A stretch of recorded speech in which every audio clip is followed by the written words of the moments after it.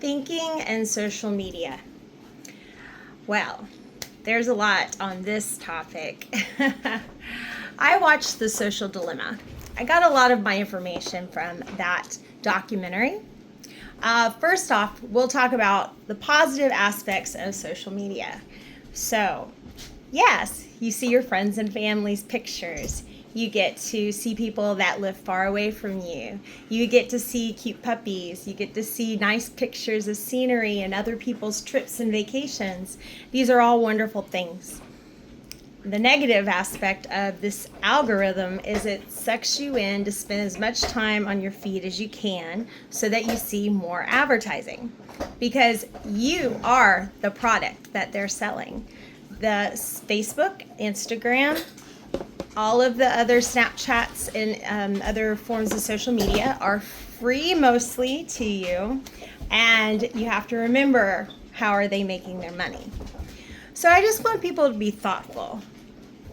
Just be mindful. There's a couple of things I want to bring up about social media. Let me just start by saying I turned 50 years old this year, and I was around when the internet was invented. I actually lived in Los Angeles. I built websites early on. My ex-husband is from Silicon Valley. There was a lot of things about what the internet was going to be when they first created it and where it's gone. And this technology has just grown exponentially in such a short amount of time. Most of the people who write these programs for these social media platforms are using algorithms that want to draw you in and keep you on the screen as much as possible. This is their goal. And now it is called positive intermittent reinforcement. You get instant gratification and it becomes addictive. This affects you psychologically. You get dopamine from the interaction you get with your social media. A human being likes having interaction with other human beings. It's the way that we are made. But we have to realize that, is it real or is it fake? And that we can be susceptible to brainwashing and subservient thought processes. That being said, I just want people to be more mindful and think and see the big picture. There's fake news out there. There's propaganda. There's a lot of things that is really just polarizing the people in the United States right now, and all over the world. There have been radicalization movements that have used social media in order to draw people into for their causes. My current boyfriend is in intelligence for the U.S. Army, and they have to look at social media platforms that maybe terrorist groups and extreme religious groups are using. Now, I say extreme religious groups because there are extreme religious groups all over the world. And we have to be mindful of what we are reading on the social media and not listening to fake news and propaganda. So I just want people to be thoughtful and mindful and just understand how these algorithms work.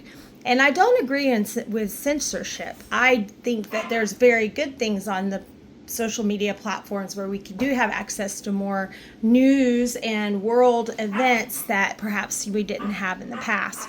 But I just want everyone to be mindful of that. And also remember that it's listening to you. Whatever you're thinking about and searching on your search engine, all of those advertisements are going to be geared to exactly what things that you want. And that's going to keep you on the social media longer. So we brought up a lot of things in our presentation with moving, move more, sit on your phone less. Communicating with family and friends is good. Maybe the negative communication, such as bullying and other things that can happen on the internet, have negative psychological impacts. We do have to be aware of that. And then self-love. I just want to bring up a little bit of psychological statistics in that our new generations have been brought up on social media. Generation Z has social media in middle school.